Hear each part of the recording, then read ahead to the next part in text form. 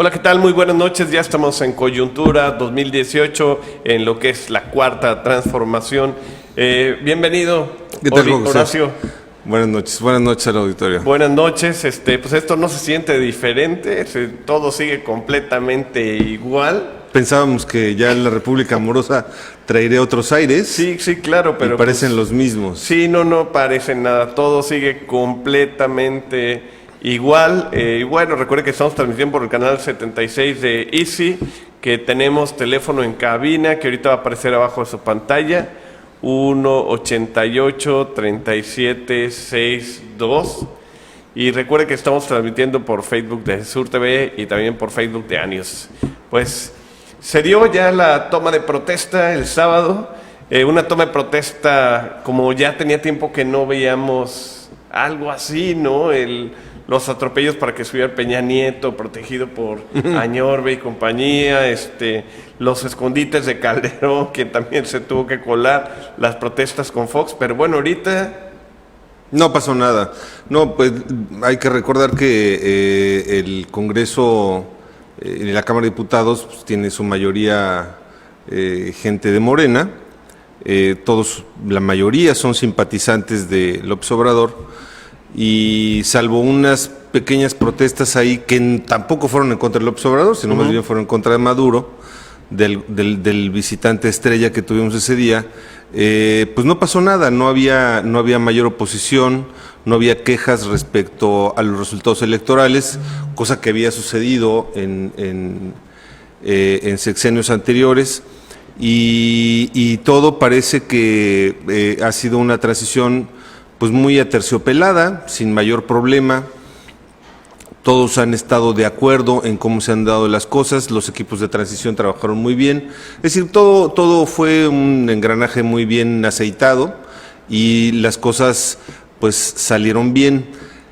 Lo que tampoco hemos visto y que lo vimos es ese discurso largo, muy largo, sí, caray, que parecía, a mí me recordó aquellas intervenciones de los presidentes de los años 70, a inicios de los 80, donde eran horas y horas y horas de discurso. Así es. Me parece que no hay necesidad de tanto. Me parece que ya todos conocíamos qué es lo que pretende hacer López Obrador, qué es lo que quiere hacer.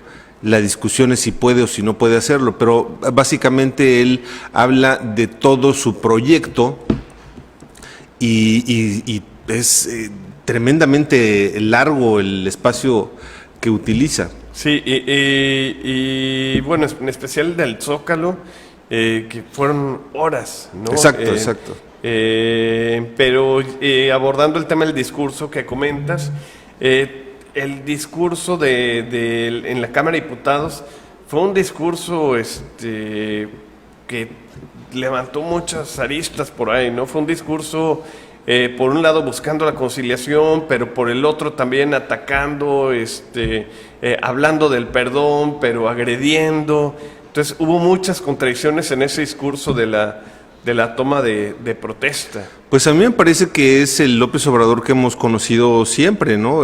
Con posiciones encontradas, eventualmente encontrábamos esas posiciones distintas con distintos auditorios. Ahora en el mismo auditorio lo expuso de una manera y de otra.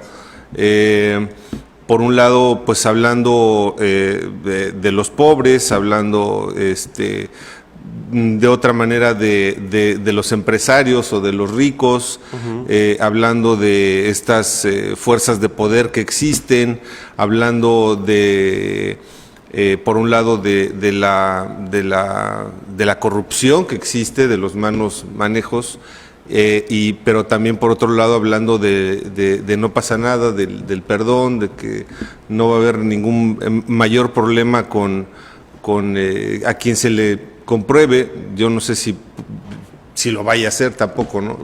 En fin. Y oye, también me llama mucho la atención este tema de este ataque se da cuando los diputados del PAN sacan estas cartulinas de ahora que baje la gasolina, ¿no?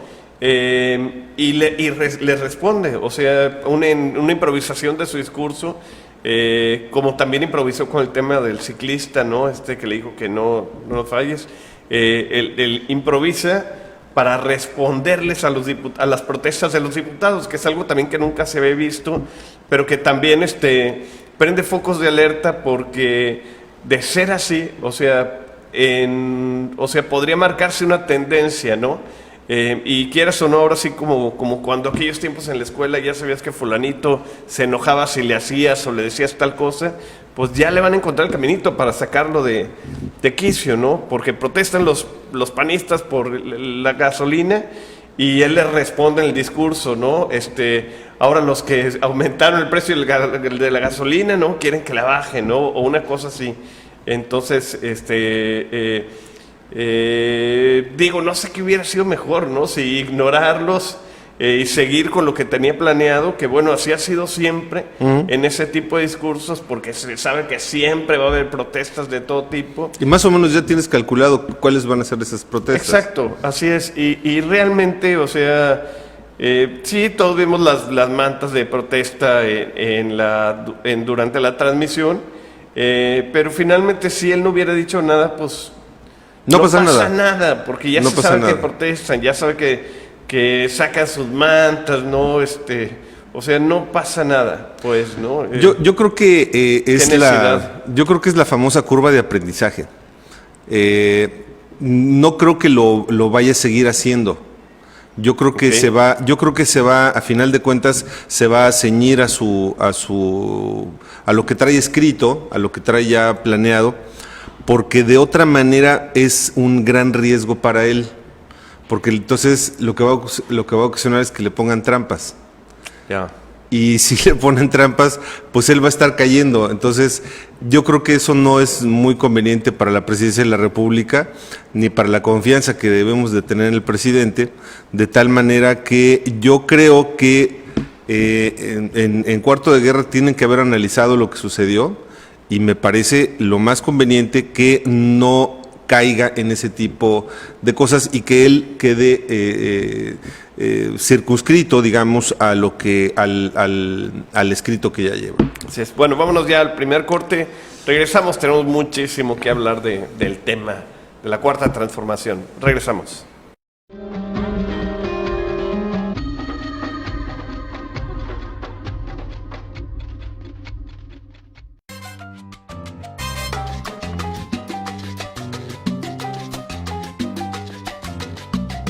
Traemos para ti nuevas sorpresas, más diversión y más entretenimiento. Espectáculos, moda, belleza, concursos y mucho más en ¡Que viva la mañana! Sintonízanos de lunes a viernes de 11 a 1 de la tarde a través del canal 076 de Easy por tu canal Sur TV y en transmisión en vivo a través de la página de Facebook, porque todos queremos ¡Que viva la mañana!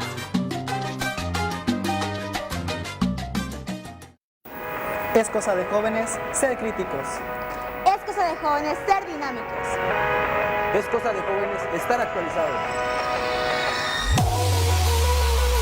Es cosa de jóvenes ser agentes de cambio. No te pierdas un programa hecho por jóvenes y para jóvenes. Todos los viernes en punto de las 6 de la tarde por Sur TV.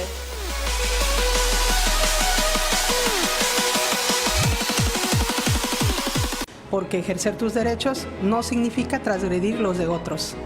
Hablemos Derecho es un programa con sentido social, donde hablaremos coloquialmente de temas y tópicos legales, situándonos en el contexto del desarrollo humano. Todos los martes a las 6 de la tarde por Sur TV. Vive tu televisión.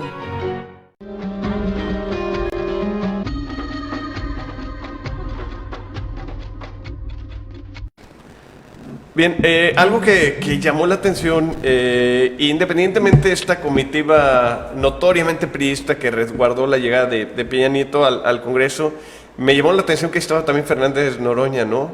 Y yo dije, va a salir con algo. Pero no, o sea, bien, ¿no? O sea, todos institucionales, todos en su papel.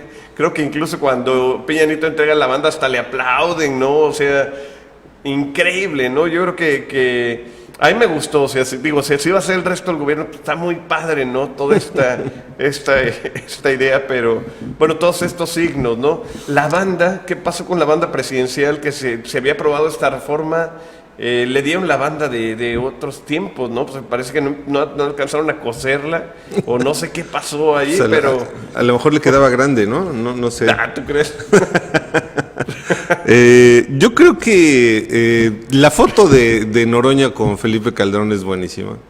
Sobre todo, se le ve, digo, con Peña Nieto, perdón. Sí, dije, caray, con Peña Nieto, es muy buena, y sobre todo que Fernández Noroña, pues no se le conoce con esas actitudes, se le conoce por otras. Yo creo que después de aquel exabrupto cometido con el presidente de la mesa directiva, con Porfirio Muñoz Ledo, en donde los dos se hacen de palabras y se ve ahí una relación muy ríspida, siendo de la misma corriente. Sí, así es. Ellos finalmente tomaron acuerdos y llegaron a conclusiones para darle estabilidad a la vida del Congreso y de la vida de la Cámara de Diputados. De otra manera, Fernández Noroña no hubiera actuado así, porque él es incluso hasta agresivo en su discurso y en su forma de actuar. Para todo, incluso cuando fue legislador, después de haber sido legislador, incluso cada vez que podía tomaba un micrófono y actuaba de una manera muy agresiva, sobre todo con cualquiera de las acciones que tomaba el gobierno federal. Y ahora, con ese mismo gobierno federal al cual él denostó, él señaló, él incluso hasta insultó, pues ahora iba muy alegre, muy contento junto al expresidente, al ahora ya expresidente Peña Nieto. Y pues todo pasó con mucha normalidad. Creo también que después de estas deslices en la Cámara de Diputados, yo creo que parte también de la curva de aprendizaje es ahora... Me parece que le están dando prioridad precisamente a la política y a los acuerdos internos que ellos puedan tener, al cabildeo. Creo yo que esta es una labor también del propio René Juárez Cisneros, que está ahí comandando la bancada del PRI, desde luego de Porfirio Muñoz Ledo, y de otros actores importantes que tienen mucha experiencia política y que saben que es mejor tomar acuerdos previos para que las cosas transcurran con normalidad a hacer enfrentamientos directos dentro de las sesiones del Congreso. Y esta sesión en donde toma posesión el ahora presidente López Obrador, pues me parece que fue un gran ejemplo de una actividad democrática, republicana, que me parece que esa es la que vamos a seguir viendo próximamente. Oye, es algo que me llamó la atención también, no había pasado nunca, fue el tema de comunicación en el caso del expresidente Peña Nieto. Normalmente las cuentas oficiales se heredaban, ¿no?, a la administración entrante, pero hábilmente aquí deciden dejarlas como un legado, como un archivo histórico, se lo podemos llamar así, de lo que fueron 6 años de gobierno, y las cuentas oficiales siguen arriba, tanto en Facebook como en YouTube, como en Twitter, y lo ponen así, ¿no? Presidencia de la República, 2012, 2018, ¿no? Como si fuera un legado histórico, y obligan a este nuevo gobierno a crear sus cuentas y a empezar desde cero. ¿Tú cómo lo ves? ¿Qué te parece?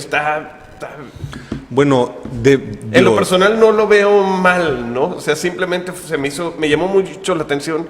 Y sabes que también, digo así como colofón, todavía ayer en YouTube se colgó un video más de Peña Nieto, ¿no? O sea, hay varias cosas. Primero, creo que seguimos siendo nuevos como sociedad, como país, en el asunto del manejo de redes sociales. Me parece que para los gobernantes sigue siendo nuevo el uso de Twitter, el uso de Facebook, Instagram, cualquier de las redes sociales, y creo que todavía estamos aprendiendo sobre ello. el hecho de dejar abierta una cuenta de un gobierno que ya no es vigente tiene sus riesgos.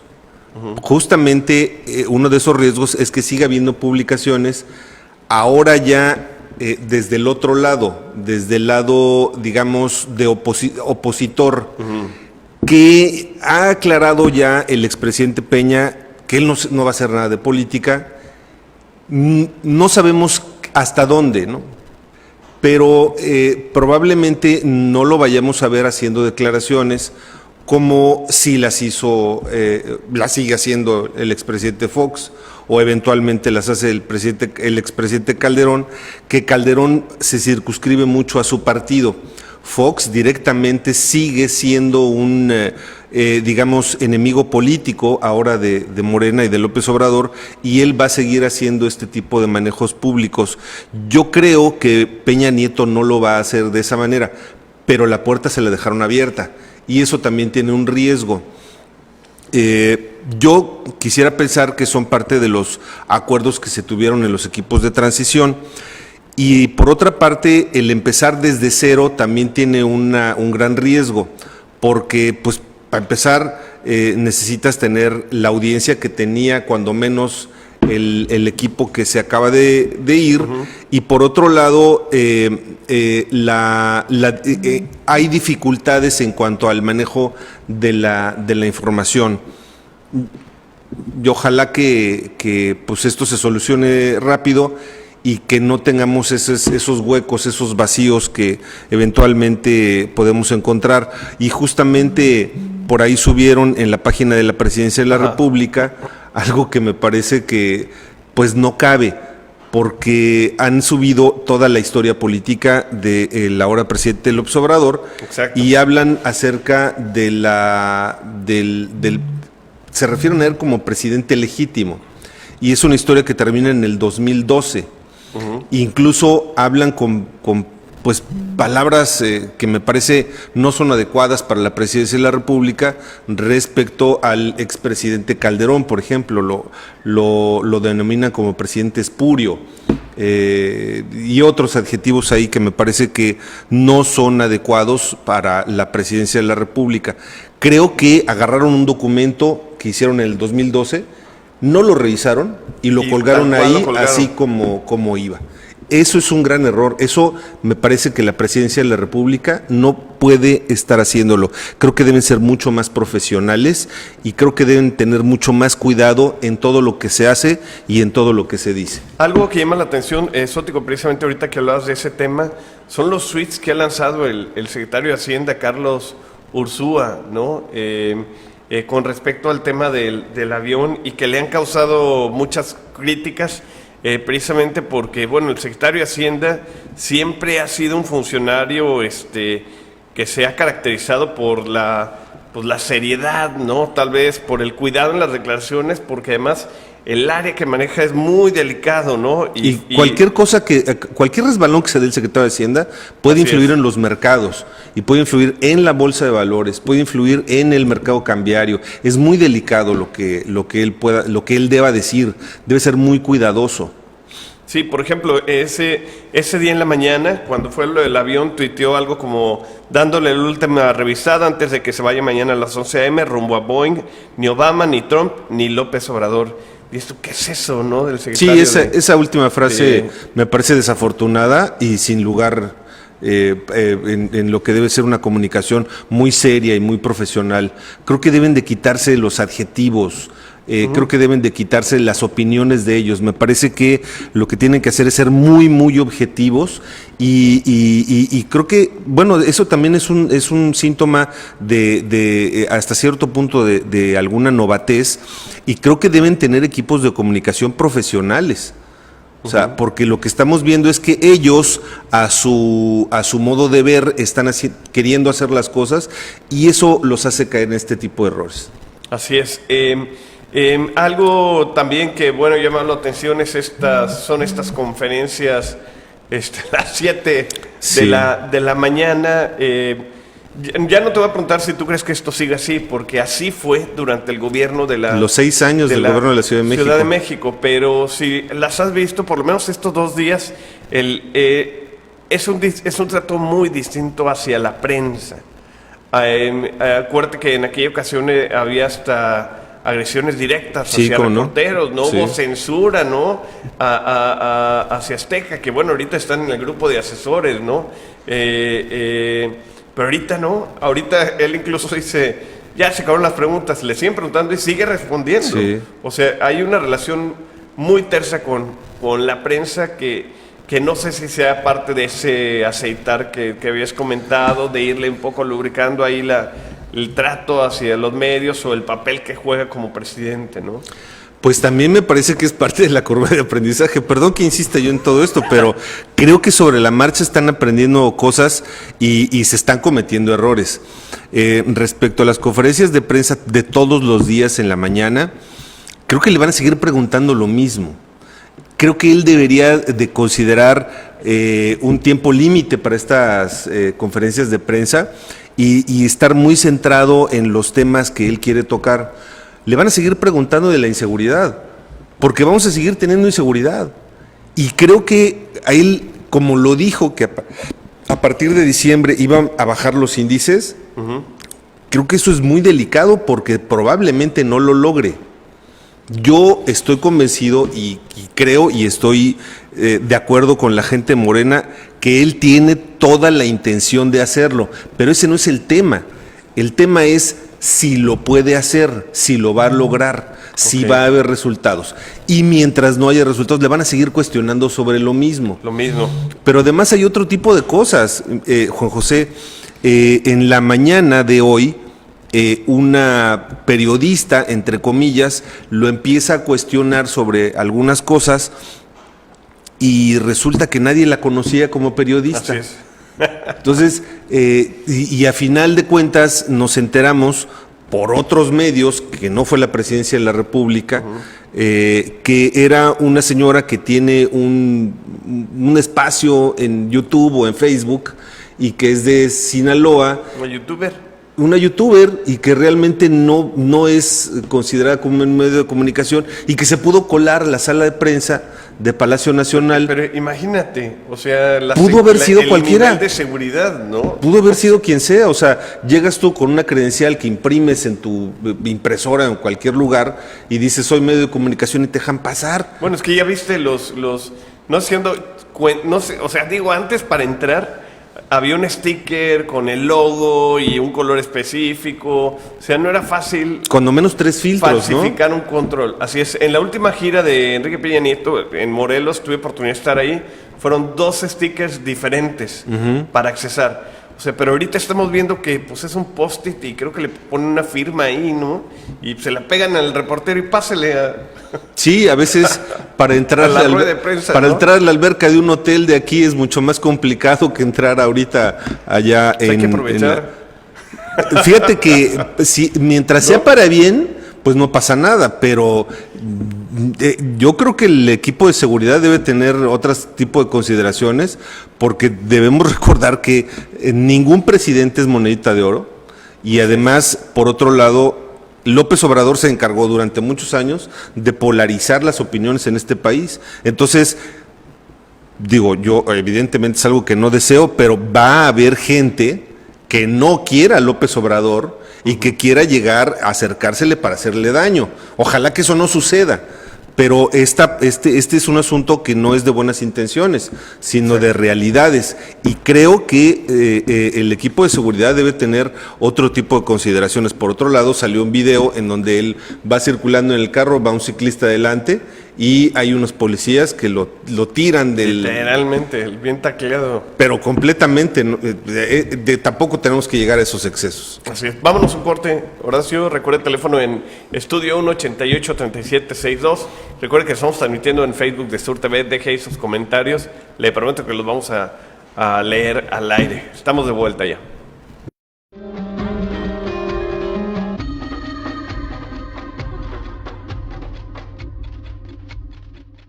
Reconocer el sacrificio de nuestros héroes para otorgarnos libertad nos hace valorar el orgullo de ser guerrerenses. Nuestra dedicación, esfuerzo y amor profundo por nuestras raíces, tradiciones, diversidad cultural y la gran riqueza natural de nuestra tierra suriana son motivo para festejar el 169 aniversario de la creación del Estado de Guerrero. Guerrero nos necesita a todos. Gobierno del Estado. Alina Reina consulta para ti a especialistas en esos temas en los que todos tenemos tanto en común. En la vida hay problemas que separan a las personas y personas que se unen para resolverlos. Mi nombre es Alina Reina y te esperamos en el programa Tanto en Común. Lunes, miércoles y viernes de 4 a 5 de la tarde por Sur TV.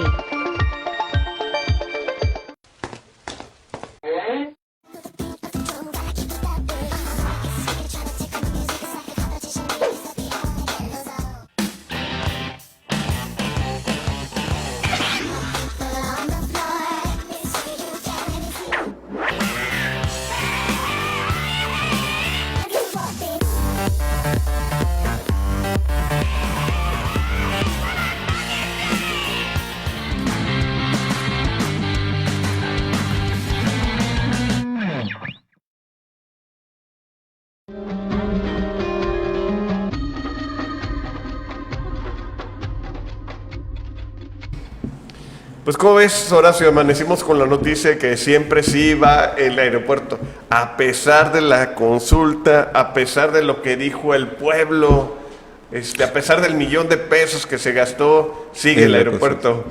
¿Qué pasó? Hay algo interesantísimo ahí. Primero, se paró la construcción, ¿no? Justamente un día antes de la toma de posesión. Y pensábamos que pues ahí había muerto ya el Naim de Texcoco. Pero el día de ayer empiezan otra vez a construirlo. Y primero nos queda la duda si sí se va a hacer o no se va a hacer, o por qué está continuándose con esta construcción. Parece ser que independientemente de la consulta, que pues ya vimos también que la consulta fue una consulta con mucha tendencia, una consulta muy poco seria, una consulta a la cual pues no se le puede considerar pues ni siquiera como vinculante. Me parece que la nota que da para medios de comunicación la consulta es justamente eso, lo mal hecha que está, ni siquiera los resultados. Pero bueno, el tema es que en el aeropuerto hay algo que se ha discutido poco y que son los bonos que salieron a la venta precisamente del Naim por 120 millones de pesos. 120 millones de dólares. Okay. 120 millones de dólares. Y esos bonos del aeropuerto podrían ser comprados por cualquiera de nosotros, por cualquier ciudadano. Y hay esos bonos, siempre el gobierno emite bonos y son instrumentos de inversión. En este caso, estos instrumentos de inversión que te garantizan cierta rentabilidad, están garantizados a veces por diversas instancias, y en el caso específico del aeropuerto de Texcoco, están garantizadas por el gobierno de la República. ¿Qué quiere decir eso? Que por cualquier circunstancia, si estos bonos no se pueden pagar, quien respalda el pago de los bonos es el propio gobierno. Claro. ¿Y con dinero de dónde? Pues de los impuestos. Claro. O sea, son 120 millones de dólares que son de los impuestos que pagamos tú y yo y la gente que nos está haciendo el favor de vernos y de escucharnos. Estos bonos, al momento de cancelarse el aeropuerto, tienen que ser pagados. Y esto es completamente independiente de las compañías constructoras que tienen contratos firmados, que también tienen la oportunidad de establecer demandas. Okay. Y no solamente demandas en nuestro país, demandas incluso en Estados Unidos o en cualquier otro país. Aparentemente López Obrador había dicho que ya había renegociado con quienes están haciendo las inversiones, con quienes están haciendo la construcción, de tal manera que independientemente si se cancelaba, ellos podían hacer una especie de traslado de esos contratos para aplicarlos en algún otro lado. Técnicamente eso no es posible. Lo que tienen que hacer es cancelar este contrato, pero a palabra del propio presidente o del secretario de Comunicaciones y Transportes, se cancelan esos contratos y se pueden hacer contratos nuevos para el aeropuerto de Santa Lucía o para cualquier otro de los proyectos, incluso el Tren Maya, del cual también ha estado hablando. El tema es que, a pesar de que se resolviera todo eso, y a pesar de que se pudiera resolver el tema de Santa Lucía, que es también complicado, la operación del de Santa Lucía más el aeropuerto de Benito Juárez, parece que hay un tema técnico ahí que no pueden operarse los dos al mismo tiempo por la cercanía que se tiene y por las condiciones del Valle de México, que tiene sus corrientes de aire, en fin, el clima, la altitud, la altura, todo eso tiene que ver. Pero bueno, lo que no se puede resolver son precisamente el pago de estos bonos por $120 millones. Okay. Eso no se puede resolver porque ni siquiera sabemos quién los compró. O sea, puede haber gente que compre 10, 50, 200, miles y no lo sabemos. Entonces, mientras se resuelve esa parte, que en mi punto de vista creo yo que no saben cómo resolverlo, los trabajos del aeropuerto tienen que continuar, porque de otra manera los propios inversionistas, al ver que estos inversionistas en bonos, con estos instrumentos de inversión, al ver que no se está construyendo, pues los van a vender y van a exigir su pago, digamos, a como los compraron. Si esto no sucede, va a haber demandas y va a haber miles y miles y miles de demandas. Claro. Creo yo que de todas maneras se va a cancelar la construcción del aeropuerto, pero se está dando un plazo, yo creo que sí, pero se está dando un plazo para saber cómo van a resolver el asunto de los bonos. Nada más que eso también nos está costando dinero a nosotros, porque toda esa gente, son miles de trabajadores que están ahí, sí, se les sigue pagando y se les sigue pagando ¿para qué? Pues para nada. Sí, así es. Porque a final de cuentas lo van a hacer. Así es, porque ante esta incertidumbre no siguen al ritmo normal, ¿no?, de trabajo, o sea, no están ya cumpliendo con los tiempos. Habría que ir y ver realmente qué están haciendo, ¿no? Porque cierto, tienes razón, se paran las obras completamente, pero finalmente ellos están ahí, ¿no? Entonces, y más sindicalizados, o sea, te presentas, pues te tienen que pagar, ¿no? Así es. O sea, es algo que no hay duda, pero bueno, esta incertidumbre, o sea, ¿tú crees que sí sí se va a cancelar definitivamente?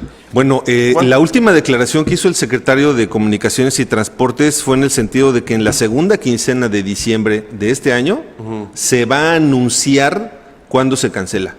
Imagínate. O sea, ya dijo que sí se va a cancelar y después del 15 de diciembre les vamos a decir cuándo se cancela. O sea, ante una declaración de esa naturaleza, ¿qué dices?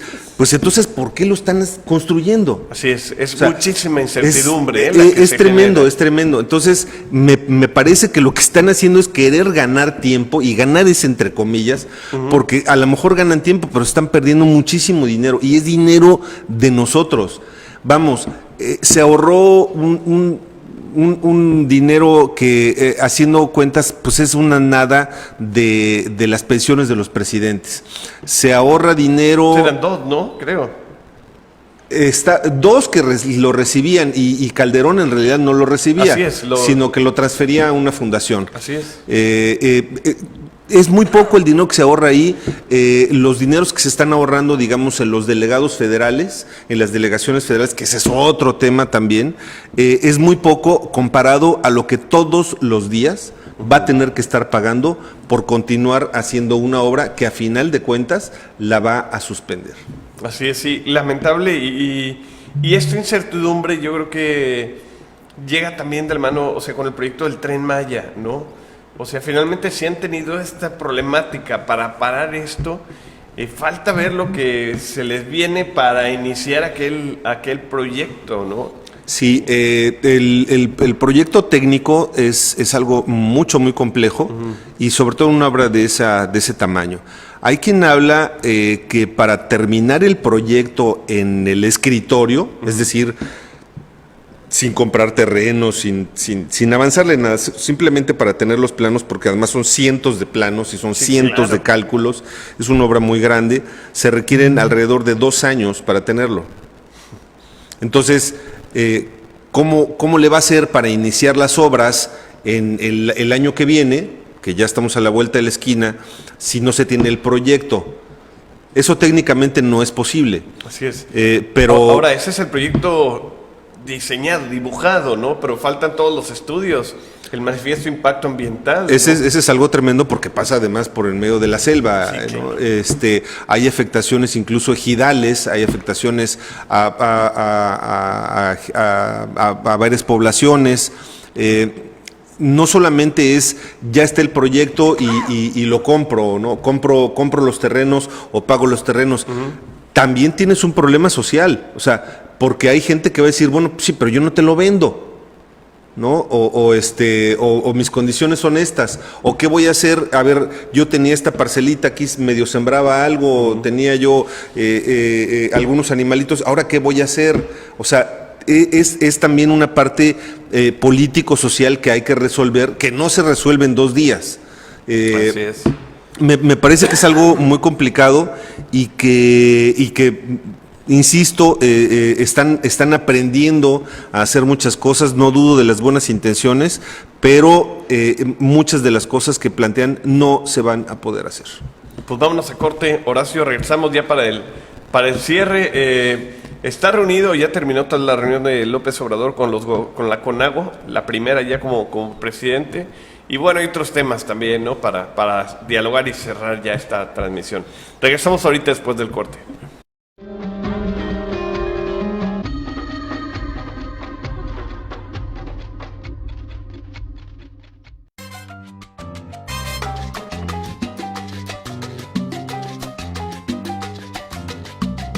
Traemos para ti nuevas sorpresas, más diversión y más entretenimiento. Espectáculos, moda, belleza, concursos y mucho más en ¡Que viva la mañana! Sintonízanos de lunes a viernes de 11 a 1 de la tarde a través del canal 076 de Easy, por tu canal Sur TV y en transmisión en vivo a través de la página de Facebook, porque todos queremos ¡Que viva la mañana!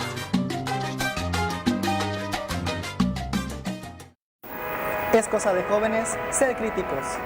Es cosa de jóvenes ser dinámicos. Es cosa de jóvenes estar actualizados. Es cosa de jóvenes ser agentes de cambio. No te pierdas un programa hecho por jóvenes y para jóvenes. Todos los viernes en punto de las 6 de la tarde por Sur TV.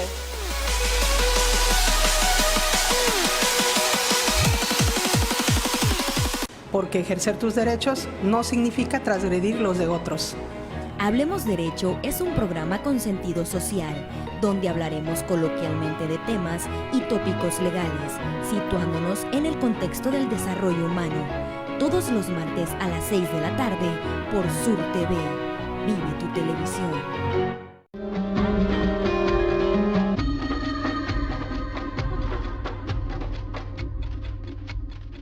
Bien, pues ya estamos de regreso aquí en Coyuntura. Recuerda el teléfono en el estudio 188-3762. Ya estamos cerrando esta transmisión, entonces si va a llamar y decirnos algo, pues de una vez, ¿no? Después ya no. Horacio, bueno, entonces ya prácticamente ya están andando este gobierno, como tú dices, en esta curva de aprendizaje. Todavía están como... que se me hace muy raro, ¿no? Porque, bueno, no empezaron a gobernar desde julio. O sea, ya tuvieron tantos meses para ensayarlo, para prepararlo, que bueno, ya, o sea, ya están en el gobierno y parece que que no sabían ni qué onda, ¿no? Pues en estos meses de transición, acuérdate de todos los tropiezos que tuvieron. Me parece que la curva de aprendizaje no empezó este fin de semana. Yo creo que empezó hace 2 meses. Sí, pero ya es una curva, ya parece la pera, ¿no? No, sé, bueno, está muy es que raro que no acabe de... Es que yo creo que hay muchas cosas que no tenían medidas. Yo siempre he insistido, incluso, por ejemplo, en el diagnóstico que tiene López Obrador acerca de la violencia en México, o la violencia en general. Esto de decir que vamos a barrer con la corrupción como las escaleras de arriba para abajo, si el presidente es honesto, sus funcionarios van a ser honestos, y todos los demás hacia abajo van a ser honestos, me parece que eso es algo demasiado romántico para ser cierto. No es el gobierno federal o el presidente de la República el origen de la corrupción. O sea, me parece que si hay corrupción en la presidencia de la República es una consecuencia que también tiene que ver con el asunto social. Okay. Creo que el diagnóstico está mal hecho. Sí ayuda, desde luego, que el presidente sea honesto y todos los demás tengan que serlo, pero eso no exime de que haya funcionarios corruptos. O sea, una cosa no va a generar en automático la otra. Creo yo que el origen de la violencia, el origen de la corrupción está mucho más abajo. Creo yo que debemos de trabajar con nuestros niños, debemos de trabajar con los padres de familia, y creo yo que el fortalecimiento de la sociedad tiene que generarse a partir de las familias. Creo que es una muy buena idea el hablar de la escuela para padres. Creo que nosotros como sociedad hemos abandonado mucho el tema de cómo ser padres, y que me parece que es una de las actividades más importantes que desarrolla el ser humano en toda su vida. Fíjate que llama la atención. Ese es el error del diagnóstico, me parece, ¿no? Ok. Y bueno, habría que ver cómo viene este tema de la familia, porque acuérdate que lo que Morena ha impulsado mucho temas delicados, como el caso del aborto, ¿no? O sea que dentro de poco también va a empezar a generar polémicas y roces, ¿no? No solo a nivel político con el PAN, ¿no? Que es una derecha en contra de todo este tipo de temas, sino también dentro de la misma sociedad, ¿no? O una especie también de fuerza social, ¿no? Como son el tema de las religiones, las iglesias, o sea que también van a ser un contrapeso muy fuerte, y más en un país tan conservador, ¿no? Como tan católico como México. Yo creo que tradicionalmente, o cuando menos en papel, los gobiernos de izquierda son, digamos, pro aborto, son muy contrarios a lo que hemos visto en este López Obrador. Creo yo que ese tipo de temas delicados como el aborto, como el asunto de la familia, lo va a someter a consulta. Okay. Creo yo que esos temas que son delicados, hay incluso temas que no tendría por qué haber consultado, que ya los ha estado haciendo en las últimas consultas que vimos. Pero ese tipo de temas sí los va a dejar a consulta, y va a dejar que pues sucedan las cosas como lo arroje la consulta ciudadana, ¿no? Ok, ¿y tú crees que bueno, se vienen las reformas? Hoy anunciaba López Obrador que ya iba a presentar este tema para derogar la reforma educativa, ¿no? Pero ya la semana pasada tuvieron un descalabro con esto. El desafuero, dijo también que ya, ¿no?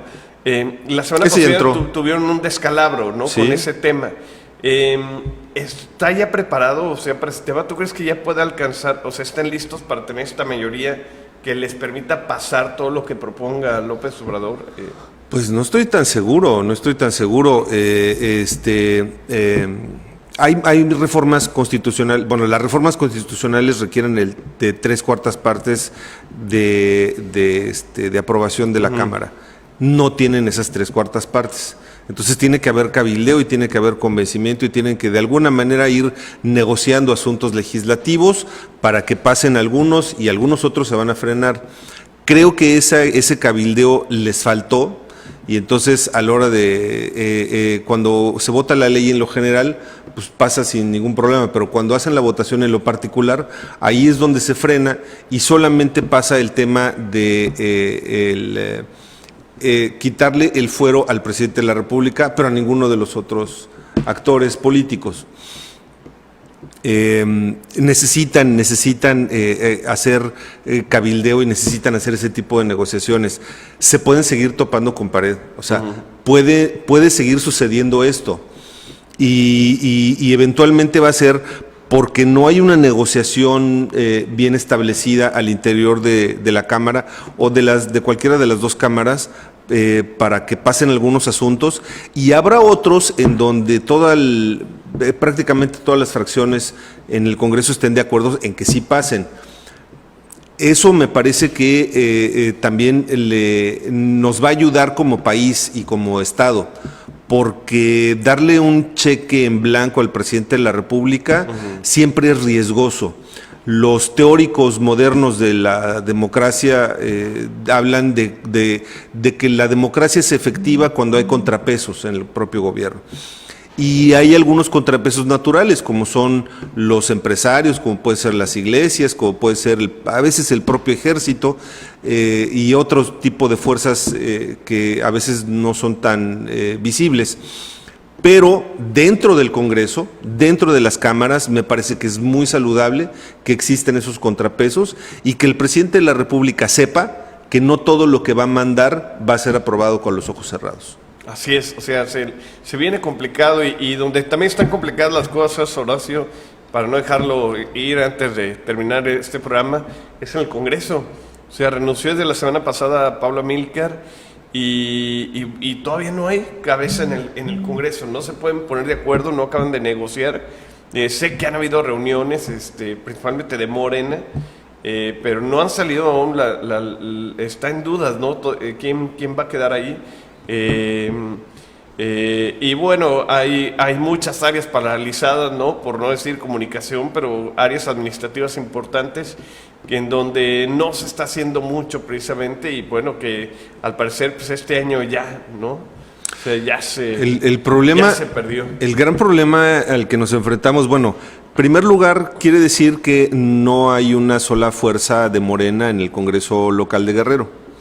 Quiere decir que hay varias fuerzas. Así es. Y eso también quiere decir que Pablo Amílcar no trae todas consigo, porque él tiene su candidato, pero hay quienes no le han permitido que entre su candidato. Vamos a ver hasta dónde llega esta discusión. El problema se genera porque la ley orgánica del Congreso dice que el presidente de la Junta de Coordinación Política es quien hace uso de los recursos del propio Congreso. Eso está parado. O sea, mientras no haya un nombramiento de quien sea el presidente de la Junta, no está paralizado el asunto de los dineros. Se tiene que resolver pronto porque hay que pagar quincena y hay que pagar a los trabajadores del Congreso del Estado, hay que pagarles también sus aguinaldos y toda la actividad legislativa está ahí, trae un hueco importante. Así es. Eso tiene que resolverse, me parece, que en esta semana. Pues ojalá y salga pronto, ¿no? Para poder ya subsanar todo ese tema, ¿no? Porque sí, como te digo, está paralizado ahí y como tú dices, falta bien a discusión temas importantísimos. Y por otro lado sale del Congreso ¿no? el presupuesto, eso es determinante, o sea, eso es lo más importante que se está discutiendo ahorita. Así es. Y por otra parte se va como superdelegado. Ya tuvo reuniones con el gobernador, me parece que eso es muy saludable. Sí. Incluso ayer en la mañana, en el homenaje que se hizo después de muchos años que no se hacía en la Plaza Primer Congreso de Anáhuac, aparece ahí el delegado junto con el gobernador, y está todo el gabinete, está el propio presidente municipal de Chilpancingo. Hay unas señales ahí muy interesantes que me parece que son muy buenas. Y además lo que dice Pablo Amílcar es: vamos a trabajar con el gobernador. Después de que traía un discurso por ahí medio un poquito extraviado, exacto, que parecía que iba a estar en contra del gobernador. Me parece que ahora las cosas se han ido resolviendo muy bien, para bien del Estado. Exacto. Y lo interesante y lo que sigue es, ahora qué va a hacer Pablo con esos, con todas esas delegaciones. ¿Qué sigue, no? ¿Va a despedir empleados? ¿Va a entregar oficinas? No sabemos ahí cómo le vaya a hacer. Me parece que eso va a ser un gran tema para los próximos días. Sí, yo creo que ya traen algo bien hecho, bien elaborado. Yo creo que no nos han revelado ahora sí que todas las cartas, pero está bien pensado este tema de los delegados federales, por gente muy cercana, ya me lo comentó. Pero pues vamos a ver qué pasa, ¿no? En los próximos días. Y sí, digo, ya está autorizado por el Congreso el nombramiento, el cargo, que son coordinaciones, ¿no? Pero pues todavía no sabemos cómo van a operar, ¿no? Ahora, la tendencia de desaparecer delegaciones o de acortar los equipos burocráticos de estas delegaciones federales era una tendencia ya que venía desarrollándose desde inicios del sexenio. Hay delegaciones en donde ya no hay delegado, hay muchas. Por ejemplo, Conducef pues no tenía delegado, hay varias más. Pero hay muchas que son muy importantes, que manejan muchos recursos y que además atienden a muchísima gente, como es el caso de la delegación del Seguro Social, la delegación del ISSSTE, la delegación de Desarrollo Social, de Sedesol, donde hay muchos recursos que se bajaban a través de la delegación. Hay que ver cómo le hace, ¿no? Va a estar interesante ese asunto. Así es, pues vámonos ya. Gracias, Horacio. No, al contrario, es un placer, como siempre, Juan José. Tus opiniones y el análisis. Gracias a usted por seguir esta transmisión. Nos vemos el próximo jueves a las 7 de la noche aquí en Coyuntura 2018. Muchas gracias. Hasta luego.